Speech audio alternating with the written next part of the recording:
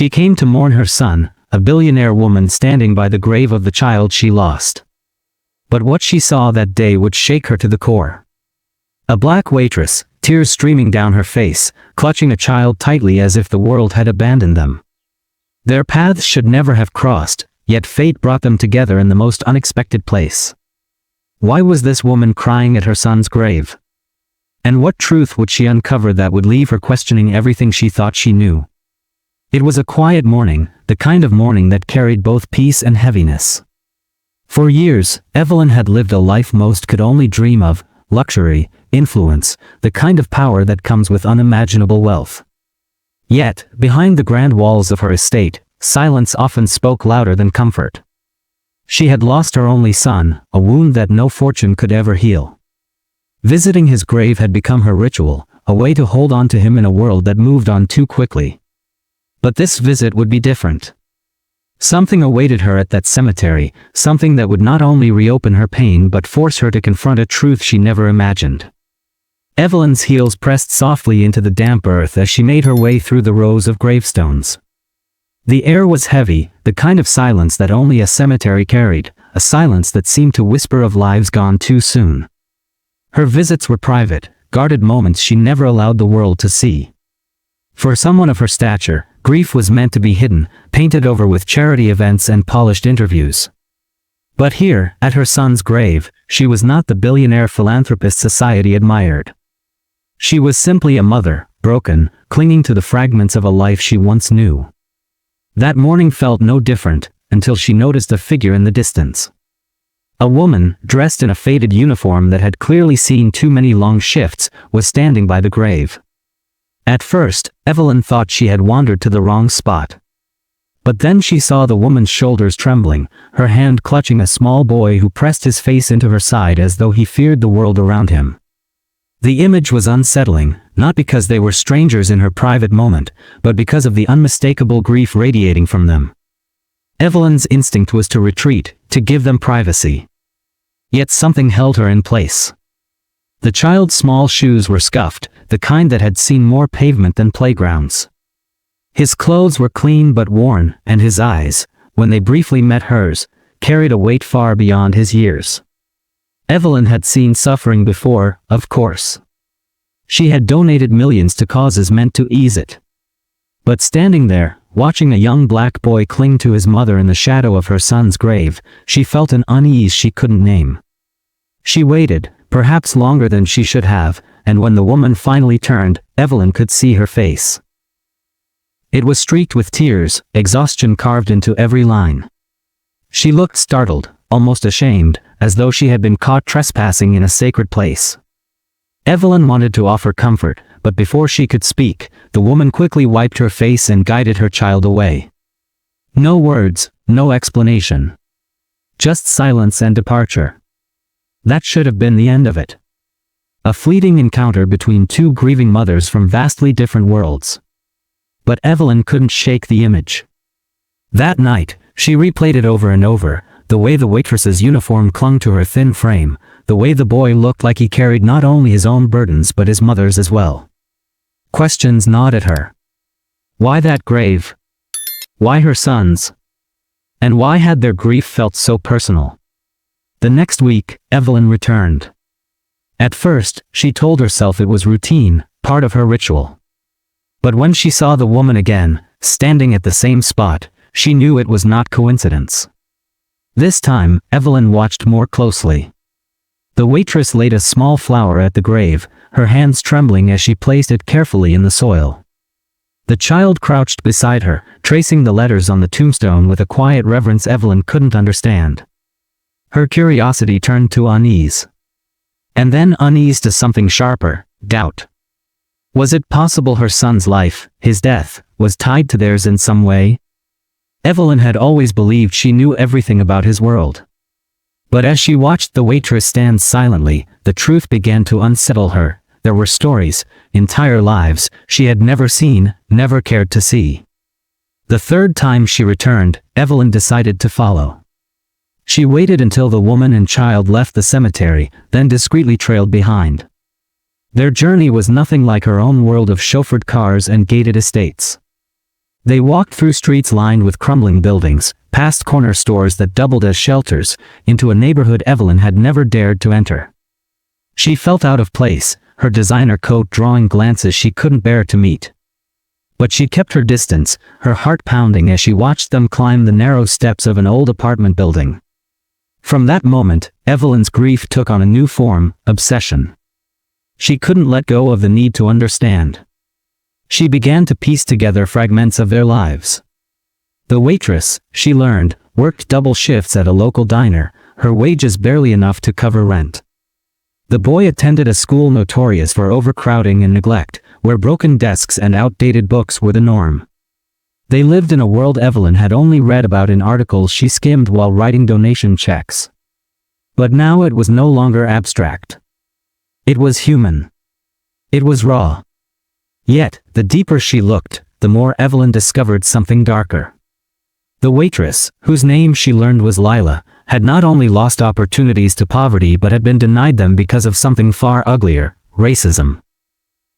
She had been overlooked for promotions, paid less than others, and forced to swallow insults that came dressed as jokes from customers who treated her like she was invisible, or worse, disposable. Evelyn saw the weight of it all in Lila's tired eyes and the way she held her son closer when walking through certain streets, as though shielding him from dangers Evelyn's son had never known. Evelyn's world began to fracture. She had always prided herself on being generous, on believing she was one of the good ones. But witnessing Lila's life firsthand made her realize just how deep the divide was, and how complicit she had been in ignoring it. The injustice wasn't just systemic, it was personal. And the fact that Lila chose her son's grave as her place of mourning meant that their stories were intertwined in a way Evelyn hadn't yet discovered. Each visit to the grave became heavier with tension. Evelyn's need for answers grew, but so did her fear of what those answers might reveal. Why did Lila weep there, and what secret connected her child to Evelyn's? The silence between them was unbearable, yet breaking it felt dangerous, as though opening a door that could never be closed again. And so the question loomed, pressing harder each day: what truth tied a billionaire's son to a struggling waitress and her boy? Evelyn was about to find out, but not without facing the darkest corners of her own world and the cruelty that had been hiding in plain sight all along. Evelyn had lived her entire life believing that money could protect her from the ugliest parts of the world. But as she dug deeper into Lila's story, that illusion began to collapse. It started quietly, with whispers, fragments of truth dropped by neighbors who spoke in hushed tones. They told Evelyn what she had dreaded to hear: her son's life and Lila's pain were not separate stories at all. They were bound together by an act so cruel, so deliberate, it forced Evelyn to face the world she had ignored. Her son had not died in a tragic accident, as the official report had claimed. There had been a confrontation, one soaked in prejudice, the kind of hatred Evelyn had only ever seen from a distance. He had been out one evening, restless, reckless in the way that wealthy young men often are. But what should have been another ordinary night turned into a nightmare when he crossed paths with Lila. She had been working a late shift at the diner, walking home with her son. Their lives collided at an intersection where the night carried more danger than light. At first, Evelyn couldn't believe it. The truth seemed impossible. But the pieces fit too perfectly to ignore. Her son, entitled and careless, had lashed out, words poisoned by arrogance, fueled by the privilege he had been handed since birth. Witnesses said he mocked Lila, reduced her to nothing more than the color of her skin, humiliated her in front of her child. The insults cut deeper because they weren't just casual cruelty. They echoed centuries of wounds that had never healed. And when Lila stood firm, when she dared to shield her child and push back with dignity, the night spiraled into violence. The story Evelyn had been told was that her son was attacked, that he was the victim of a senseless assault. But now, the truth bled through the cracks. He had been the aggressor, the one who threw the first blow, not with fists, but with words so venomous they stripped away humanity. The fight that followed wasn't about drunken rage or a misunderstanding. It was about power, privilege, and the unspoken belief that his life mattered more than hers. And the most devastating part? Lila hadn't been the one to strike back. She never raised a hand. But when her child cried out, when neighbors came to intervene, the chaos erupted. The police arrived. And in the confusion, Evelyn's son, so accustomed to being untouchable, was treated as a threat by the very system that had always protected him. A system that saw his wealth, his skin, and assumed arrogance could only mean guilt. In one terrible instant, the tables turned, and he was gone. Evelyn's world shattered. The story she had believed, the polished obituary of a promising young man taken too soon, was built on lies. Her grief had been real, but it was grief rooted in blindness. She hadn't just lost a son, she had been shielded from the truth of who he really was, what he had done, and how many lives he had scarred in the process. And standing at the grave, she now understood why Lila wept there. It wasn't just mourning. It was protest. It was pain that had no place else to go. But the cruelty didn't stop there. When Evelyn tried to confront the system, to seek justice, not for her son, but for Lila, she was met with walls higher than any mansion gates. The diner where Lila worked had let her go, claiming business was slow. Parents at her son's school whispered that he was a troublemaker, the kind of child who would end up like his mother. Landlord suddenly raised the rent, knowing she had nowhere else to go. Racism wasn't just a wound, it was a web, wrapping itself around every part of Lila's life until breathing itself felt like resistance. Evelyn had the privilege of choice. She could retreat to her estate, close the doors, pretend none of this touched her. But every night, her son's grave called her back. Every night, she replayed the final truth. Her son had been both a victim and a perpetrator, swallowed by the same system that crushed Lila daily. The difference was that Evelyn had wealth to shield her from the full impact, while Lila was left defenseless, carrying scars that money couldn't erase. The tension between them came to a breaking point one afternoon when Evelyn found the courage to finally speak. She followed Lila once more, into the diner where she had been replaced by a younger, whiter waitress. Evelyn sat at the counter, her presence drawing stares. She didn't order food.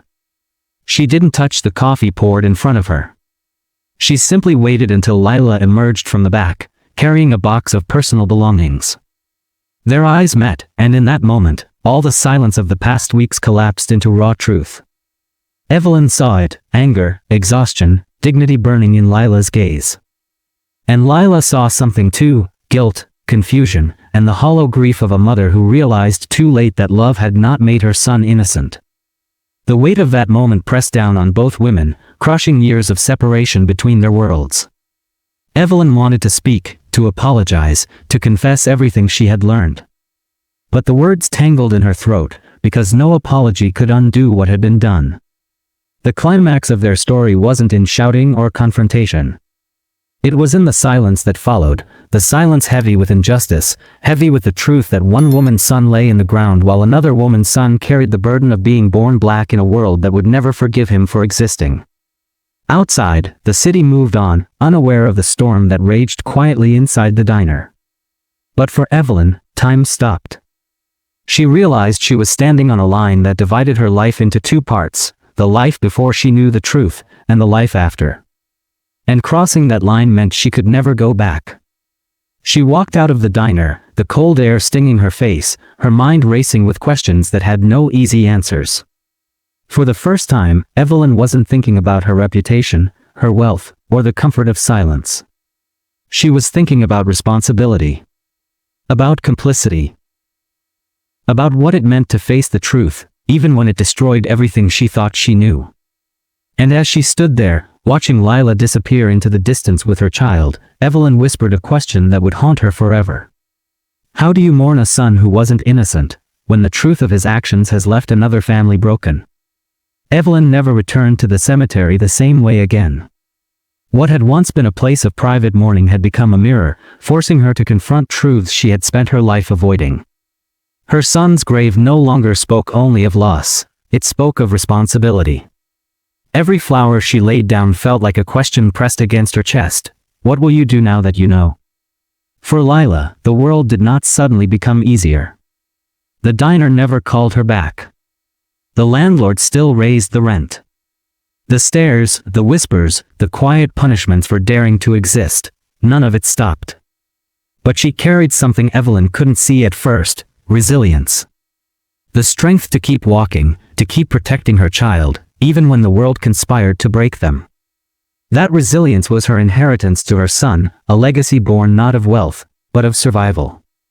And yet, their stories were now bound together. Not by choice, but by a cruel intersection of privilege and prejudice. Evelyn could walk away, but every time she closed her eyes, she saw Lila standing at the grave, tears cutting lines of pain across her face, holding her child as though shielding him from a storm only she could see. Evelyn realized she could no longer hide behind the walls of her estate or the illusion that money absolved her. If silence had protected her before, it now condemned her. The impact of that realization was life-altering. Evelyn began using her name and wealth in ways she had never imagined. Not for charity galas or photo opportunities, but for dismantling the systems that had destroyed Lila's stability. She funded legal defenses for women like her. She poured resources into schools where children like Lila's son were forgotten. She forced her peers, other billionaires who lived behind gilded gates, to face the uncomfortable truth she herself had once denied. It wasn't redemption, not really. No amount of money or effort could erase the pain already caused. But it was a start, a step toward shifting the balance of a world built to favor her at the expense of others. Still, the deeper meaning of this story is not about Evelyn or even Lila alone.